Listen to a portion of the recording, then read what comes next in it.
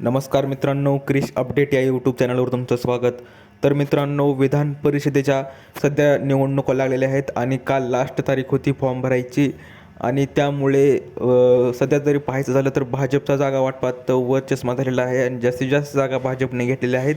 आणि शिंदे आणि राष्ट्रवादीला कमी जागा दिल्यामुळं महायुतीपुढे बंडखोरी रोखण्याचं आता मोठं आव्हान असणार आहे. तर विधान परिषदेच्या निवडणुकीविषयी सर्व माहिती आपण या व्हिडिओमध्ये पाहणार आहोत. तर मित्रांनो, तुम्ही जर पहिल्यांदा चॅनलवर आला असाल तर चॅनल सबस्क्राईब करायला विसरू नका, जेणेकरून सर्व लेटेस्ट अपडेट तुम्हाला लवकरात लवकर या चॅनलवर मिळून जाईल.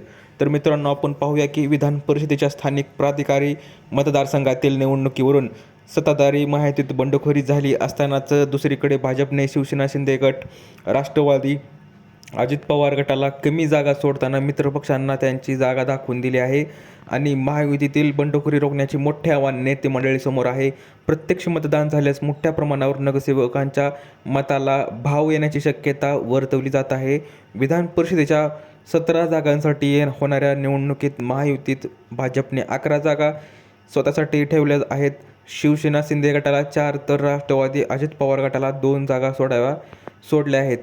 आता आपण पाहूया की कोरोना साथीमुळे पालिकांच्या निवडणुका रखडल्यामुळे स्थानिक प्राधिकारी मतदारसंघातील निवडणुका होऊ शकल्या नव्हत्या. जे मध्ये लॉकडाऊन पडलं होतं, कोरोना आला होता, त्यामुळे ह्या स्थानिक स्वराज्य संस्थेच्या निवडणुका झाल्या नव्हत्या. पण आता ह्या निवडणुका होणार आहेत मित्रांनो. आणि लास्ट काल फॉर्म होता सोमवारचा. आता पाहूया की सध्याच्या निवडणुकीत वरचढ कोण असेल. तर सध्या भाजप 7, शिवसेना 5, राष्ट्रवादी 3 तर काँग्रेसचे 2 आमदार होते.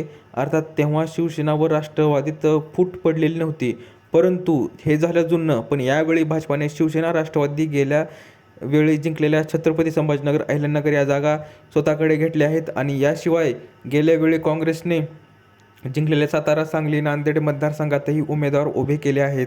उपमुख्यमंत्री एकनाथ शिंदे हे छत्रपती संभाजीनगरच्या जागेसाठी शेवटपर्यंत आग्रही होते, पण भाजपने ही जागा सोडण्यास ठाम नकार दिला आहे.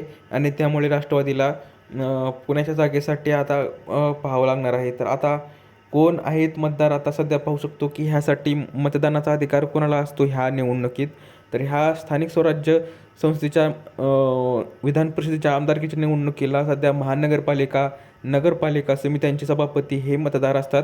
आणि गुप्त पद्धतीने मतदार होत असल्याने आर्थिकदृष्ट्या सक्षम किंवा नगरसेवकांची मतं खरेदी करण्याची ऐपत असलेल्याला विजय मिळवणे सहज शक्य होते. आणि नगरसेवकांची मते मिळवण्यात यशस्वी होणाऱ्या उमेदवाराचे पारडे नेहमी जड असते. निवडणुकीचे मिश्रण चित्र माघारीनंतर गुरुवारी स्पष्ट होणार असले तरी प्रत्यक्ष मतदान झाल्यास नगरसेवकांचा भाव वाढणार आहे. तर मित्रांनो, गुरुवारी ही लास्ट डेट आहे फॉर्म वापस घ्यायची. तर पाहूया, सध्या अशी जर निवडणूक झाली, सध्या जेवढे फॉर्म आले तर चुरशीची लढत असणार आहे आणि अटीतटीची लढत होऊ शकते. तर पुण्यात राष्ट्रवादीत नाराजी नाट्य झाले. शेवट फॉर्म 2 AB फॉर्म दिल्यामुळे जो सावळा गोंधळ झाला आहे तुम्हाला माहीत असेलच. नाशिकला ठाकरे गटाची माघार शेवट घ्यावी लागली. नगरमध्ये आघाडीचे उमेदवारच मिळालेले नाहीत आणि भाजपसाठी ठाणे, पालघरचे फाटक शेवट बंदच राहिले. तर पुणे स्थानिक प्राधिकारी मतदारसंघातून विधान परिषद निवडणुकीसाठी महायुतीकडून काँग्रेसचे विक्रम काकडे यांनी अर्ज भरलेला आहे, सध्या आपण पाहू शकतो. तर मित्रांनो, अशी ही अपडेट आहे निवडणुकीविषयी. अजून काही तफावत किंवा काय अपडेट आले निवडणुकीत तुम्हाला लवकरात लवकर अपडेट सांगण्याचा प्रयत्न करेन. दिलेली माहिती समजली असेल तर व्हिडिओला लाईक करा, जास्तीत जास्त शेअर करा आणि चॅनलला सबस्क्राईब करायला विसरू नका. तर भेटूया पुढच्या व्हिडिओमध्ये अशी एक अपडेट घेऊन. तोपर्यंत धन्यवाद.